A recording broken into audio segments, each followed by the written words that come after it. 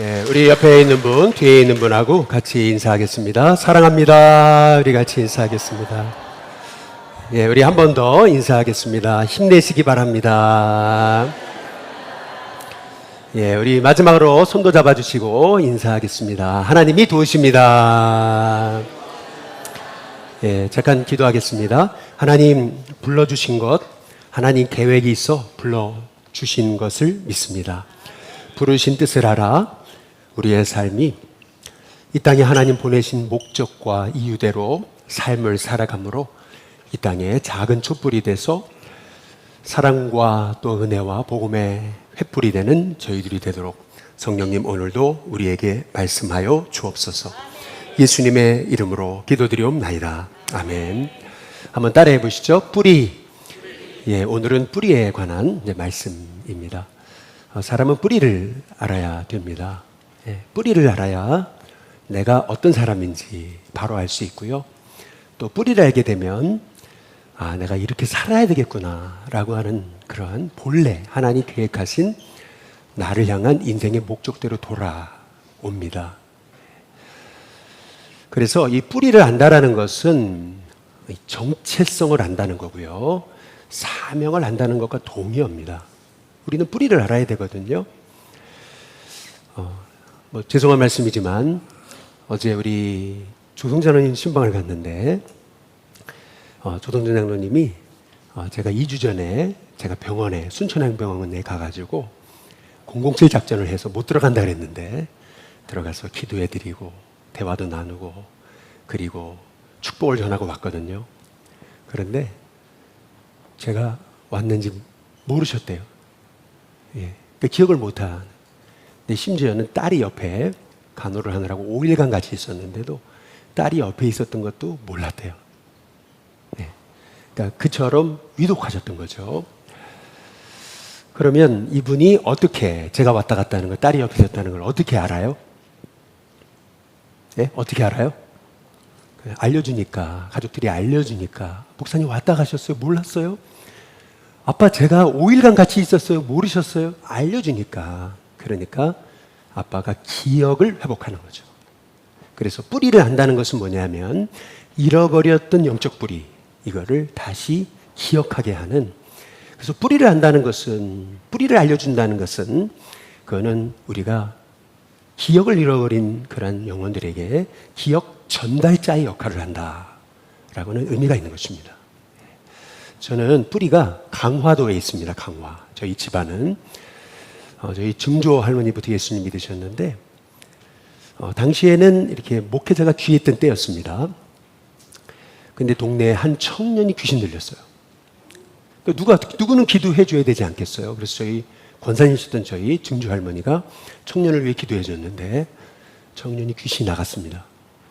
그리고 자유케 됐고 신학을 공부해서 이분이 군목에 들어갔습니다. 군목에서 제일 높은 게 뭐냐면 군종감이거든요.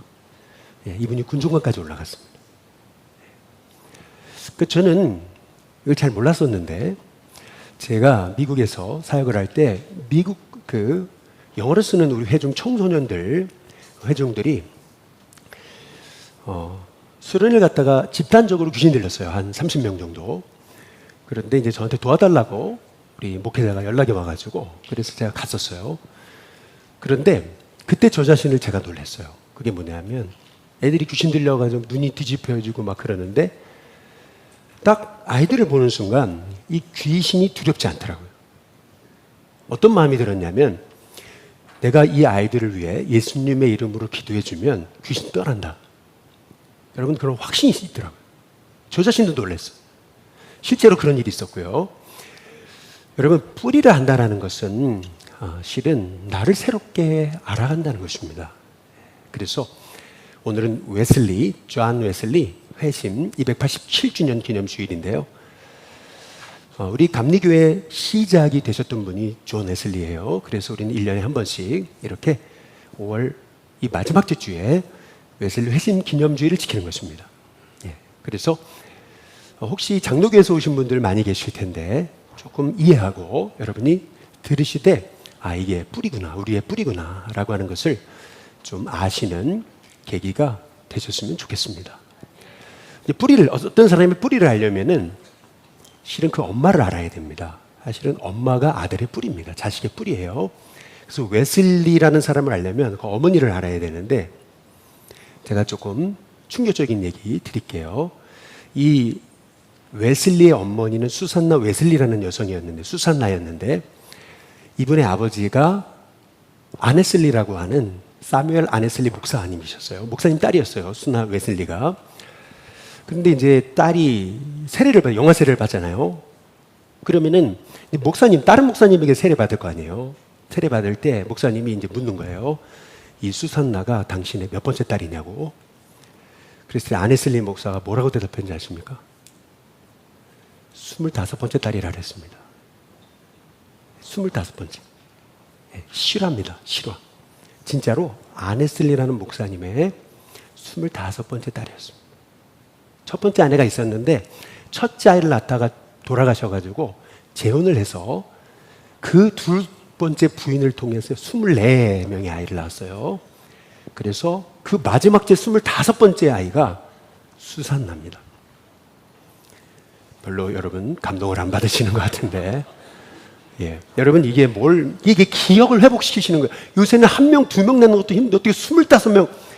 여러분 이 현실이에요. 옛날 그랬어요. 이 기억을 회복시키는 거예요. 근데 왜 이런 말씀을 드리는 거냐면, 아네슬리가 24명의 자녀만 낳았다면 수산나는 없었습니다. 그 다음에 여러분 수산나도 자식을 많이 낳았어요. 몇 명 낳았을까요? 어우 잘하시네. 19명입니다. 자기가 배로 낳은 아이가 19명입니다. 그런데 이 웨슬리는 수산나의 몇 번째 아들일까요? 15번째 아들입니다. 예. 여러분 그렇다고 한다면 이 수산나가 14명의 자식만 낳았더라면 웨슬리가 태어났을까요? 안 태어났습니다. 예. 여러분 이것이 의미하는 것은 뭐냐면은 지금 세계에 82억의 인구가 있는데 여러분의 부모님이 이렇게 서로 만난 것도 기적이에요. 82억의 인구 가운데 두 분이 만나가지고 내가 태어났다는 거, 여러분 이건 우연이 아닌 줄로 믿습니다. 여러분이 여기 있는 것은 우연이 아닙니다. 하나님이 계획이 있으셔서 여기에 보내신 줄로 믿습니다. 그래서 우리가 헛되게 인생 살지 않으려면 내 뿌리를 알아야 됩니다. 이 뿌리가 뭔지. 그래서 오늘 저는 이 감리교회의 뿌리에 대해서 좀 나누고자 하는데요. 예, 한번 여쭤보겠습니다. 박수 권사님, 예, 워낙 잘하실 거니까. 우리 혹시 감리교 말고 밖에서 다른 교단에서 감리교를 볼 때 어떻게 보는지 아십니까? 예, 감리교에만 계셔가지고 할렐루야. 예, 여기 장로교에서 오신 분들 또 다른 교단에서 오신 분들 아마 아실 거예요. 다른 교단 교인들이 감리교회를 볼 때 가지고 있는 선입견이 뭐냐면은 감리교는 사회사업하는 교회다. 감리교회는 사회운동하는 교회다까지 알고 있습니다. 예. 맞습니까? 아닙니다. 감리교회는 사회운동, 사회사업하는 교회가 아닙니다. 감리교회의 뿌리는 뭐냐 하면 한번 따라해 보겠습니다. 복음전도. 여러분 감리교회는 복음전도로 시작한 교단, 교회임을 믿습니다. 제가 설명드릴게요. 웨슬리는요, 사역의 시작을 미국 선교사로 시작합니다. 미국 조지아의 선교사를 떠나는데 아버지의 뜻을 이어가, 아버지가 원래 미국으로 선교를 하고 싶어 했어요. 그래서 그 뜻을 위해서 아버지 돌아가시고 그리고 이제 미국 선교를 갔습니다. 거기에 2년 4개월 있었습니다. 그런데 그 2년 4개월 있던 그 미국 생활 동안 웨슬리의 일기를 보시면 웨슬리는 이런 얘기를 합니다. 되는 일이 하나도 없었다고. 네. 하는 일마다 안 됐다고. 여러분 이게 웨슬리의 일기에서 한 얘기입니다. 어떤 일이 있었냐면요, 사랑하는 여인에게 버림받았고요. 그리고 심지어는 고소고발당해가지고 그래서 미국을 도망쳐왔습니다. 이게 웨슬리였습니다. 여러분 한 사람에게 하나님이 새로운 역사를 시작하실 때 뜻밖에도 하나님은 실패를 통해서 일하여 주심을 기억하시길 주님의 이름으로 축복합니다. 하나님이 때로는 어려운 일을 겪게 하셔서 내 인생을 흔드실 때가 있습니다. 이해 안 되는 일을 겪을 때가 있습니다. 그런데 바로 그 시간이 하나님이 나를 통해 새 일을 행하시는 때입니다. 웨슬리는요, 미국 선교에 실패를 하고요, 다시 영국으로 돌아와서요, 구원의 확신마저 잃어버렸습니다. 내가 정말 구원받은 사람 맞을까? 설교할 힘을 잃어버렸습니다. 그러던 어느 날 이 웨슬리는요, 올드스게이시라고 하는 그러한 거리에 모라비안이라고 하는 교도들이 모였던 그 집회에 참석을 했다가 뜻밖에도 한 평신도가 마틴 루터의 로마서 주석 서문을 읽는 것을 듣습니다. 내용은 이렇습니다. 사람이 행위로 구원받는 게 아니고 믿음으로 구원을 받는다. 이거를 딱 듣는데 웨슬리의 가슴이 뜨거워졌습니다. 불이 일어났습니다. 그러면서 웨슬리는 갑자기 구원의 확신이 임했습니다. 내가 구원받은 거 맞구나. 하나님 날 택하셨구나. 그때부터 웨슬리의 인생은 하나 둘씩 실패를 딛고 일어나 바뀝니다. 저와 여러분의 인생에도 꼭 성령 하나님을 만나고 체험하는 은혜가 있게 되시길 주님의 이름으로 축복합니다. 특히 젊었을 때, 청년 시절에, 어릴수록 우리 하나님을 만나면 그 인생은 세상을 헛되게 살지 않는 줄로 믿습니다. 그래서 그 회심을 기념해서 오늘 이렇게 87주년 기념 회심 주일을 지키는 겁니다. 그런데 우리 감리교회는 이 회심이 물론 시작일 수도 있는데 이것은 웨슬리 개인의 시작인 거고요. 감리, 이 교단이 시작되게 된 것, 그 출발점은 어디 있는 거냐면 웨슬리가 교회 밖을 나가서 야외에서 복음 전하기 시작하면서 실은 감리교회가 일어난 겁니다. 무슨 말이냐면 조지 휘필드라고 하는 미국을 뒤바꾼 유명한 전도자가 있습니다. 본래 조지 휘필드는 웨슬리의 11년 후배였습니다. 같이 옥스퍼드 대학을 나왔습니다. 근데 이 조지 휘필드는 복음의 열정을 가지고 영국 사회의 수많은 광산과 그리고 탄광촌을 다니면서 복음을 전하고 있었는데 미국 선교사로 떠나게 돼요. 자기 후임을 찾았습니다. 근데 후임을 찾다가 자기 11년 선배 중에 경건한 선배가 있잖아요. 그래서 웨슬리를 설득하기 시작한 거예요. 그런데 웨슬리는 주저했습니다. 이유는 뭐냐면 여러분 18세기 영국은 산업혁명의 시기였습니다. 수많은 시골의 청년과 사람들이 도시로 몰려들었습니다. 런던과 브리스톨, 맨체스터 이런 데로 막 몰려들기 시작했습니다. 그런데 직장은 없고 그러면서 술과 도박과 그리고 도둑질, 강도질 이런 것들이 너무 난무했습니다. 80% 시민의 80%가 가난한 사람이었습니다. 귀족과 왕족이 다 모든 재산을 가지고 있었고 가난한 사람들은 전부 다 먹을 게 없었습니다. 빚이 어들겠습니다. 삶의 소망을 잃어버린 사람들은요 그냥 빵 하나 훔쳤는데 감옥에 들어가기 시작했습니다. 얼마나 영국에 그렇게 많은 죄수들이 많았는지 그 증거가 뭐냐면 뭐 죄수가 있으면 얼마나 많았겠어요 이렇게 생각할지 모르지만 영국에 그 당시에 얼마나 죄수가 많았던지 영국에서 죄수들을 딴 나라에 보내잖아요. 그게 어느 나라가 됩니까? 그게 호주가 돼요. 그때 보낸 거예요. 또 한 나라가 생기죠? 뉴질랜드입니다. 영국의 죄수들을 영국에서 수용을 못해가지고 호주로 뉴질랜드로 보냈던 게 바로 그 당시입니다. 그런데 영국 성공에는 영국은 기독교 국가였습니다. 근데 그럼에도 불구하고 영국 성공에는요 목회자가 교회 밖에서 설교하는 것을 불법으로 간주했습니다. 그래서 교회 밖에서 설교를 하면 여러분 출교당했습니다. 그러니까 웨슬리는 주저했던 거예요. 이게 하나님 뜻이 맞는가? 어느 정도로 고민을 많이 했냐면은 사람들 앞에서 제비를 뽑았대요. 근데 제비를 뽑았는데 웨슬리에게 하나님이 저 길거리로 나가 복음을 전하라고 말씀하셨더라고요. 딱 제비 뽑았는데 그게 나왔어요. 그 정도였어요. 웨슬리가 얼마나 고민을 많이 했든지 이게 하나님 뜻이 맞습니까? 왜? 당시로서는 밖에 나가서 복음 전하는 게 불법이었으니까. 그러다가 웨슬리가 보게 된 하나님 말씀이 있습니다. 그게 마태복음 4장 23절입니다. 한번 같이 한번 읽어볼까요? 같이 있습니다. 시작. 예수께서 온 갈릴리에 어떻게 해요? 두루 다니시면서 그들의 회당에서 가르치시고, 회당만이 아니고 길거리에서 천국 복음을 전파하시고 백성 중에 모든 병과 모든 약한 것을 고치시니라고 말씀을 하시죠. 우리 예수님도 회당에 앉아서 오는 사람만 기다리고 복음 전하신 게 아니고 세상으로 나가서 상처받고 복음 모르고 죽어가는 영혼들을 품고 전도하셨구나. 그래서 웨슬리는요, 끊임없이 주저하다가 1739년에 드디어 그 브리스톨이라고 하는 탄광지대에서 말씀을 전합니다. 야외였어요.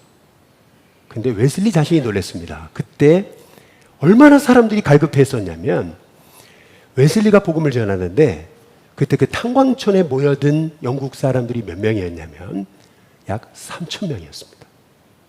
별로 놀라지도 않으시는데 3,000명의 사람들이 몰려들기 시작하는데요, 웨슬리가 복음을 전할 때마다 귀신이 떠나고요, 병자가 낫고요, 술주전뱅이가 술을 끊게 되고요, 강도짓 도둑질을 일삼던 사람들이 변화돼서 신체 하나님의 사람이 되기 시작하는 거예요. 그 웨슬리 이 자신이 놀란 거예요. 여러분, 아까 불렀던 천부여 의지 없어서 손 들고 옵니다. 주 나를 외면하시면 나 어디 가리까? 내 죄를 씻기 위하여 피 흘려 주시니 곧 회개하는 마음으로 주 앞에 옵니다. 여러분, 이 찬양이 감리교도의 찬양입니다. 이게 18세기 영국에서 가장 많이 불렀던 찬양입니다. 이게 웨슬리의 동생인 찰스 웨슬리가 지은 찬양입니다. 예. 그러면서 9개월간 웨슬리는 탄광촌 그리고 야외에서, 시장에서, 그리고 버림받은 영혼들이 있는 그런 땅을 다니면서요, 복음을 전하는데, 여러분, 약 700번의 설교를 했는데 평균적으로 사람들이 연인은 3,000명, 어떤 그 탄광촌의 움푹 패인 곳에서는 무려 10,000명 이상 모이는 역사가 일어나기 시작했고요. 그래서 그 다음부터는 웨슬리는 전략을 바꿨어요. 그것은 뭐냐면 그냥 무턱대고 가서 복음을 전한 게 아니고 빌리 그레이엄 목사님처럼 미리 홍보를 해요. 웨슬리가 와서 복음 전한다. 사람들을 모았어요. 그래서 곳곳에 모아가지고 복음을 전하는데 어떨 때는 10,000명, 어떨 때는 20,000명, 어떨 때는 30,000명, 영국 백성들이 몰려들기 시작합니다. 그 안에 복음을 듣는 사람마다 회개하고 변화되고 새로워지는 역사가 일어나기 시작하니까 여러분, 영국 사회가 새로워지기 시작했던 거죠. 그러니까 다시 말하면 감리교회의 시작은 어딘가라고 했을 때 감리교회는 사회운동이 아닙니다. 감리교회는 사회사업으로 시작한 교회가 아닙니다. 감리교회는 웨슬리의 세상 속으로 나가서 그렇게 복음 듣지 못하는 영혼들을 위해서 복음 전한 데서부터 여러분, 우리 감리교회가 시작된 것임을 믿습니다. 예, 그렇다면 여러분, 한번 여러분께 여쭤보겠습니다. 여러분, 정말 영혼 구원을 위해서 애쓰십니까? 왜 감리교회가 사회사업하고 사회운동하는 교회로 세상에게 알려지게 된 건가 생각해 보면은 우리 감리교인들이 전도하지 않습니다. 예, 감리교인들이 전도하지 않습니다. 전도로 시작했는데 전도하지 않아요. 장로님이 전도하지 않아요. 권사님 전도하지 않아요. 집사님 전도하지 않아요. 성도님들 전도하지 않습니다. 여러분, 우리가 뿌리를 회복해야 된다는 것이 뭐냐면은 다시 여러분, 이 복음의 열정을 회복하는 우리 일신교회가 돼야 됨을 말씀하고 계시는 거죠. 웨슬리를 형상화한 동상들이 세계 곳곳에 있습니다. 그런데 이 웨슬리를 동상화한 이 동상은 꼭 웨슬리가 말 타고 있습니다. 이게 여러분, 뭐 신천지 이만희가 아니면 저 JMS 정명석이 100마를 탄 거와 다른 겁니다. 왜냐하면 웨슬리는요, 당시의 교통수단이 말이었습니다. 말. 가장 빨리 달릴 수 있는 게 말이었어. 그래서 말 타고 다니면서 88세 하나님 부르시는 날까지 야외에서 혹한과 그리고 폭풍과 그리고 그 어려운 환경 속에 싸우면서 복음을 전했던 사람이 웨슬리였습니다. 그게 감리교입니다. 그게 감리교 운동입니다. 감리교 운동이 영국에서 성공할 수 있었던 원인은 복음 전도에 있었던 겁니다. 우리 일신교회가 다시금 전도하는 목회자, 전도하는 장로님들, 전도하는 권사님들, 전도하는 집사님들, 전도하는 성도님들이 되시길 주님의 이름으로 축복합니다. 두 번째는 감리교의 뿌리는 뭐냐면은 사회를 섬기고 돌보고 치유하는 교회였던 것입니다. 웨슬리가 이 브리스톨이라고 하는 곳에서 1739년에 첫 설교를 했을 때 그 첫 설교의 성경 본문이 여러분 오늘 함께 읽으신 누가복음 4장 18절 19절입니다. 참 우연 같은데 웨슬리는 꼭 일기를 썼거든요. 그래서 그 일기에 이 내용이 남겨져 있어요. 우리 누가복음 한번 우리 4장 18절 19절 같이 한번 읽어보겠습니다. 같이 읽습니다. 시작. 주의 성령이 내게 임하셨으니 이는 가난한 자에게 복음을 전하게 하시려고 내게 기름을 부으시고 나를 보내사 포로된 자에게 자유를, 눈먼 자에게 다시 보게 함을 전파하며 눌린 자를 자유롭게 하고 그 다음 주의 은혜의 해를 전파하게 하려 하심이라 하였더라. 참 놀랍죠? 웨슬리가 브리스톨 그 야외에서 3,000명을 앞에 두고 행했던 첫 번째 설교가 누가복음 4장 18절 19절이에요. 성령이 내게 임하셨는데 이는 내게 가난한 자에게 복음을 전하게 하시려고 기름 부으시고 보내셔가지고 포로된 자를 자유케 하고 눈먼 자에게 다시 보게 함을 전파하고 눌린 자를 자유롭게 하는 거라고 했어요. 주의 은혜의 해를 전하게 하시려고. 이게 웨슬리 얘기였는데 여러분 이대로 성취됩니다. 웨슬리가 옥스포드 대학에서 전임 강사 시절 웨슬리는요 이사 온 지가 얼마 안 돼가지고 자기 수입을 다 이렇게 가구 사는 데 썼어요. 그런데 한 어린 소녀 하나가 와가지고 구걸을 해요. 그때 이 웨슬리의 가슴이 너무나 아팠습니다. 아니 뭐 그럴 수도 있지 뭐 이렇게 우리는 생각할 수 있을지 몰라요. 아니 뭐 그리고 뭐 애들이 뭐 구걸하는 거 뭐 늘 있는 일 아니냐 이렇게 생각할지 몰라요. 그런데 웨슬리는 그거를 아주 가슴 아파했어요. 당시에 영국은 기독교 사회였음에도 가난한 자를 어떻게 바라봤냐 하면은 이렇게 바라봤어요. 저 사람이 가난한 거는 제가 게을러서 그렇다. 게으르니까 가난하지. 이렇게 봤던 거예요. 또 가난한 사람을 어떻게 봤냐면은 하나님이 벌 주시는 거다. 하나님이 벌하셔서 못 사는 거다. 이렇게 생각을 했던 거죠. 이게 영국 사회의 통념이었어요. 부자는 하나님 복 받은 사람, 가난한 사람은 하나님 복 안 주시는 사람. 이렇게 봤던 거예요. 근데 웨슬리는 그렇게 보지 않았어요. 이게 단순히 가난한 자가 게을러가지고 이 사람들이 가난한 게 아니다. 이게 사회 구조적인 문제다. 왜냐하면은 웨슬리의 아버지도 목사님 사뮤엘 웨슬리였는데 아버지도 목회하면서 그렇게 성실하게 사셨는데 빚을 못 갚아가지고요. 아버지도 감옥에 갔다 왔어요. 웨슬리 아버지가. 그러니까 그러면 우리 아버지가 성실하게 사셨는데 우리 아버지가 가난한 거 게을러서 그런 거 아니야? 게을르지 않다는 거죠. 하나님 벌 주신 거냐? 그거 아니라는 거예요.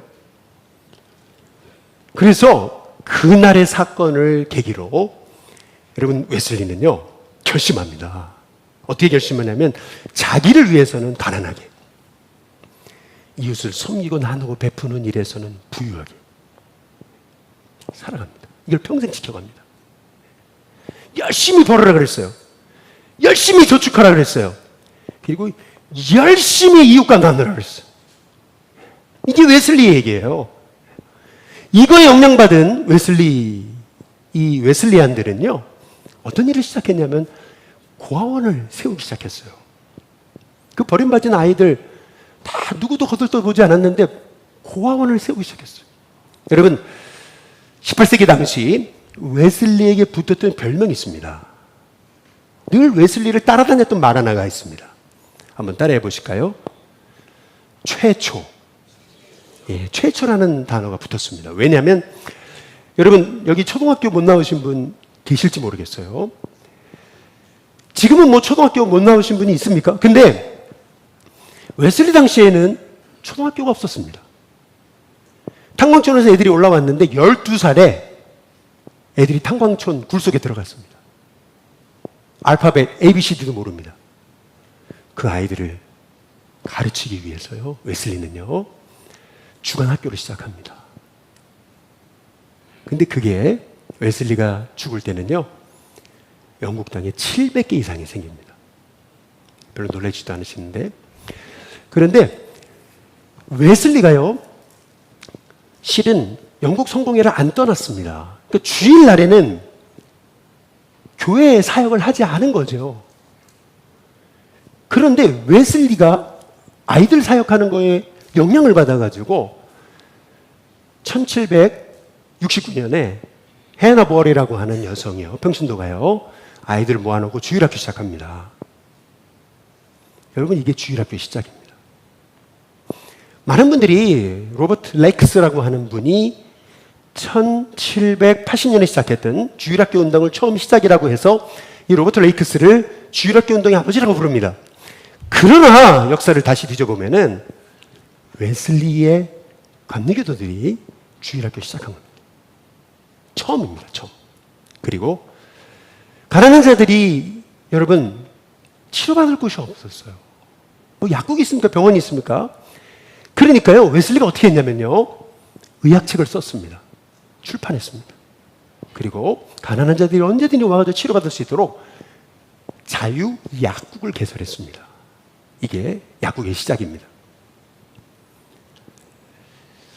이 웨슬리 당시에 고아들, 그리고 버림받은 아이들, 그리고 가정의 어려움으로 집을 잃어버린 아이들, 이런 아이들을요, 감리교도들이요, 거의 모두 100% 감리교도들이 돌봤다는 얘기가 있습니다. 영국의 역사입니다. 그래서 베이커라고 하는 사람은 이런 얘기를 했습니다. 한번 읽어볼까요? 같이 읽습니다. 시작. 감리교도들은 먹이고 입히고 치료하고 뭐 하면서요? 가르치면서 뭐 했어요? 전도했다. 여러분, 사회운동 하려고 전도한 거 아닙니다. 전도하다 보니까 고통당하는 영혼을 돌보기 시작한 거죠. 그래서 고아원도 세우고, 학교도 세우고, 병원도 세우고, 약국도 세우기 시작한 거예요. 한번 여러분 그 다음 사진 한번 보여주시면은, 한번 원주 가시면은 이렇게 여러분이 아프시면은 바로 가게 되는 병원이 있어요. 원주 기독병원이죠. 원래 옛날 이 교회 이름은, 이 병원 이름은 원주 세브란스가 아니었습니다. 원주 기독병원이었습니다. 여기 신촌에 있는 세브란스랑 원래는 다른 겁니다. 왜냐하면은 이 설립자가 다른 거예요. 제가 이 원주 기독병원의 설립자를 압니다. 제가 일주일 동안 모셨습니다. 주디라는 선교사님이신데 자식이 5명 있었습니다. 그래서 제가 이분하고 자식들 5명을 봉고차에 모시고 제가 원주까지 해가지고 일주일 동안 모신 적이 있습니다. 그런데 어느 집을 방문했는데 음식을 드시는데 이 주디 선교사님이 음식을 하나도 안 남겨요. 하나도 안 남기고 다 드시는 거예요. 그러니까 옆에서 하나도 안 남기신다고 이제 이렇게 이러니까 옆에 있는 분이 뭐라 하냐면, 이분을 잘 아는 분이, 이분은 평소에도 양말 하나도 다 끼워 신었습니다. 그런데 한국을 떠날 때는 저 원주 기독병원을 한국 사람들한테 무상으로 다 내어주고 떠났습니다. 자식이 5입니다. 거기 아들도 여럿 있습니다. 아들한테 안 물려줬습니다. 한국에서 자기의 생을 바쳐 그렇게 세운 병원이었지만 아들에게도 물려주지 않고요, 딱 한국 백성들한테 물려주고 깨끗하게 떠났습니다. 여러분, 한국 사회가 여기까지 오게 된 거, 그것은 뭐냐면 이 기독교 정신 때문에 그렇습니다. 우리도 우리 자식밖에 모르잖아요. 그러니까 우리 청년들이 출구가 없대잖아요. 탈출구가 없다는 거예요. 그런데 한국이 여기까지 온 것은 여러분 이 기독교 정신 때문에 그렇습니다. 정말 버려진 아이들 내가 돌봤어요. 못 배운 아이들 내가 가르쳤어요. 못 먹는 아이들 내가 먹였어요. 못 입는 아이들 내가 입혔어요. 여러분 이게 영국 사회였습니다. 이게 웨슬리였습니다. 여러분 우리 일신교회는 이런 복음의 역사를 우리가 다시 뿌리부터 회복하는 교회가 돼야 될 줄로 믿습니다. 우리 이춘재 권사님 장례를 지난주 마쳤잖아요. 오늘 많이 오셨는데요. 우리 목사님 한 분이 그러시더라고요. 이춘재 권사님은 우리 교회의 78년 역사에 여러분 한 10년 좀 넘게 신앙생활 하신 분인데 가장 장래가 영향력이 있었던 것 같다고 그런 얘기를 해요. 그 이유가 뭘까? 생각을 해보니까 나누고 사랑하고 섬기고 베풀고 돌보는 힘쓴 거죠. 여러분 우리 성도들에게 주님이 우리를 부르신 목적이 뭡니까? 우리가 회복해야 될 뿌리가 뭡니까? 여러분 이 사회를 섬기고 치유하고 돌보는 그런 주님의 성도들로 우리가 다시 뿌리를 회복해야 될 줄로 믿습니다. 마지막 세 번째로 감리교회는 사회 변화의 주체가 되었던 교회였습니다. 웨슬리는 1년에 한 번 설교자들 총회를 열었습니다. 지금도 감리교 총회가 있죠. 이 총회에서 한 번은 설교자 한 사람이 웨슬리에게 물었습니다. 왜 하나님이 감리교를 부르셨냐고, 왜 감리교도들을 부르셨냐고. 그때 웨슬리 이런 얘기를 했습니다. 새로운 교단을 만들려고 하는 게 아닙니다. 웨슬리는 죽을 때까지 교단 안 세웠습니다. 후예들이 세운 겁니다. 새로운 교단을 만들려고 하는 게 아니었습니다. 우리 감리교도를 하나님이 세우신 목적은 민족을 개혁하는 겁니다. 교회를 개혁하는 겁니다. 그리고 성경적 성결을 이 땅에 나타내는 겁니다. 그렇게 가르쳤습니다. 여러분 웨슬리가 믿었던 건 뭐냐면 소금이 음식에 들어가면 맛이 난다. 빛이 어둠에 들어가면은 여러분 이 어둠이 빛으로 변한다. 이걸 믿었던 거예요. 그래서 빛인 여러분이 세상에 들어가면 어둠이 사라져야 되는 거죠. 그렇지 않습니까? 그러니까 웨슬리는 그걸 믿었어요. 그래서 정말 복음이 살아있다면 우리 성도들이 들어가는 영국 땅은 술주전뱅이가 이제는 술을 끊고 거룩한 삶을 살 것이다. 믿었어요. 실제로 그런 일이 일어났어요. 실제로 아내를 구타하고 자식들을 구타하던 남자가요 회개하고 가족들에게 무릎을 꿇고요 그 다음부터 행복한 가정을 세우고 천국 같은 가정을 세우기 시작했어요. 막 노예들, 당시 노예가 있었죠. 노예들은 막 그냥 인간예로 취급하던 주인들이 회개하고 노예를 형제로 여기기 시작했어요. 그리고 도둑이 사라졌어요. 그리고 강도질이 사라졌어요. 그리고 도박이 사라졌어요. 심지어는 양조장 주인, 도박장 주인, 그리고 흑인 노예 상인들이 웨슬리를 암살하려고 집회에 왔다가요 행패를 부리다가요 성령께 사로잡혀서 꼬꾸라져가지고요 그리스도인으로 바뀌는 역사들이 일어났습니다. 여러분 이게 하나님이 감리교 우리 웨슬리에게 임하신 성령의 역사인 줄로 믿습니다. 여러분 평신도 운동이 누구한테 일어난 건지 아십니까? 루터요? 아닙니다. 평신도 운동의 시초가 바로 감리교 웨슬리입니다. 뿐만 아니라 여러분 노예 해방을 영국의 노예 해방을 완성시킨 사람은 윌리엄 윌포스라고 그러잖아요. 맞습니다. 그 정치인이 한 거예요. 그러나 윌리엄 윌포스는요 어렸을 때 아버지 돌아가십니다. 아주 부유한 집안의 아들이었습니다. 아버지 돌아가시니까 큰아버지가 데려다 길렀습니다. 부유한 집안인데 저 감리교도들하고 어울리거든요. 저 흑인 노예 해방을 외치는 감리교도들 어울리니까 절대 그놈들하고 어울리지 말라 그랬습니다. 그러니까 감리교인들이 그렇게 사회에 배척받았습니다. 왜? 노예 해방을 부르짖으니까. 그래가지고 윌리엄 윌포스가 어렸을 때 감리교의 영향을 받았다가 그 정신을 잃어버렸다가요 다시 청년이 돼서 회복한 겁니다. 끝까지 윌리엄 윌포스가 이 노예 해방을 이루어낼 수 있었던 것도 웨슬리 혁명입니다. 여러분, 복음이 들어갔다면 내 삶이 바뀌는 것은 여러분 마땅한 것인 줄로 믿습니다. 복음이 들어갔다면 나 중심적인 사람이 이제는요 예수님 중심으로 바뀌는 것이 저는 마땅하다고 믿습니다. 복음이 들어갔다면 늘 세상 물질 중심적인 사람이 이제는 주님 사랑으로 바뀌어지는 것이 저는 마땅하다고 믿습니다. 그게 당연한 것입니다. 그래서 미국의 영성가 중에 아주 대표적인 영성가가 있습니다. 돈, 섹스, 권력이라고 하는 책을 썼죠. 아주 그냥 세계적인 센세이션을 켰던 책입니다. 미국을 대표하는 영성가입니다.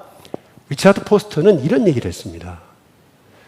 그 시대, 영국 시대 거의 모든 사회운동들 이게 어디서 시작된 거냐면 이게 웨슬리입니다. 그래서 프랑스를 황폐하게 만든 혁명의 혼돈, 프랑스 혁명은 프랑스에 일어난 수많은 사람이 죽었습니다. 그런데 영국은 해가 지지 않는 나라가 되어버렸습니다. 웨슬리 이후에. 한 사람이 복음 들고 일어나니까 민족이 바뀌는 역사가 일어나는 거죠. 근데 여러분 제가 한번 여쭤볼게요. 그러면 웨슬리의 이 신앙의 뿌리가 어디 있었냐는 거야. 뿌리. 오늘 뿌리에 대한 얘기인데 제가 아까 말씀드렸죠. 한 사람의 뿌리를 보려면 엄마를 봐야 된다 그랬어요. 웨슬리의 엄마, 수산나 웨슬리. 이 웨슬리가 했던 기도를, 수산나의 기도를 리차드 포스터가요 그의 책 생수의 강이라고 하는 책에서 이렇게 인용하고 있습니다. 이 웨슬리의 기도입니다. 수산나. 같이 한번 읽어보실까요? 같이 있습니다. 시작. 주님, 종교는 교회나 골방에 한정된 것이 아니오 기도와 묵상을 통해서만 행해지는 것도 아니며 당신이 임재하시는 모든 곳에 있는 것임을 기억하도록 저를 도와 주십시오. 그러므로 저의 모든 말과 그리고 뭐요?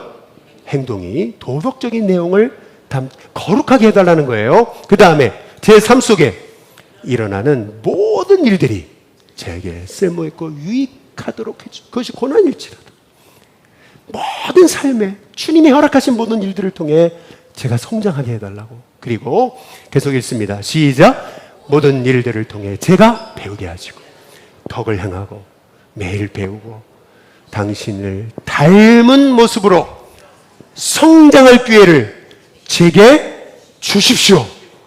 예수님 닮게 해달라고. 여러분 이게 수산나 웨슬리 기도입니다. 근데 왜 리차드 포스터가 이 얘기를 하는지 아십니까? 수산나 웨슬리를 통해 하나님은 성육신의 삶을 이루셨다라고 하는 그 대표적인 예를 리차드 포스터는 수산나를 통해서 찾는 겁니다.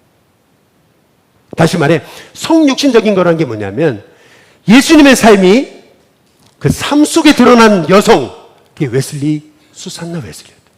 19명의 자녀를 기르면서 그 자녀들을 믿음으로 양육했어요. 그 어머니의 모습을 보고 웨슬리가 그대로 한 게 영국 사회운동이었다. 여러분이 지금 무엇을 하시니 간에 여러분의 삶은 자식들의 뿌리가 됩니다. 여러분이 일신교회에서 무슨 사역을 하시든 간에 일신교회가 하는 일은 일신교회 다음 세대의 뿌리가 됩니다. 그렇다고 본다면 저와 여러분이 다시 웨슬리로 돌아가서 그 성령의 역사 가운데 복음의 열정 그리고 그 죽어가는 영혼을 섬기고 돌보는 일들 그리고 나의 작은 삶의 변화가 세상에 어둠을 밝히는 횃불의 역할을 감당하는 사회 변혁의 주체가 되어야 되지 않겠느냐. 저와 여러분의 인생을 통해서 하나님은 예수님이 드러나기를 원하십니다. 저와 여러분이 이 수산나 웨슬리, 이 웨슬리, 존 웨슬리 기도가 우리의 기도가 돼서 저와 여러분을 통해 이 땅에 복음이 사회 구석구석까지 들어가는 은혜가 있기를 주님의 이름으로 축복합니다.